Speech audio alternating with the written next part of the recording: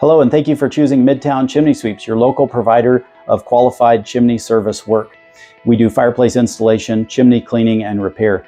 When we come out for your service appointment, please note that we do notify you in advance with text messages and emails, but sometimes the day of, we're running a little early or a little late, and we can't always let you know because sometimes we don't have cell phone reception, but just know we're on our way. When we arrive at the home, we'll introduce ourselves with a business card. When we come into the home, please provide a 5-foot clear space around the fireplace so that we can gain access to it, and consider a place for us to plug in a vacuum.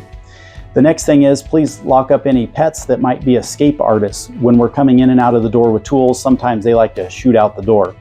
The next thing is, if you have valuables on the mantle, please go ahead and remove those and store them in a safe location, maybe around the corner in a kitchen. When it comes to particular items in the room like sofas or white carpets, please take extra steps of precaution yourself to protect your valuables. We do provide carpet runners, but we want to make sure everything goes smooth. When it comes to outside access, please think about where you want our technician to gain access to the roof and what kind of roofing materials you have, and tell our technician that day, hey, be careful of this or that, so he has a heads up and can serve you in the best way possible.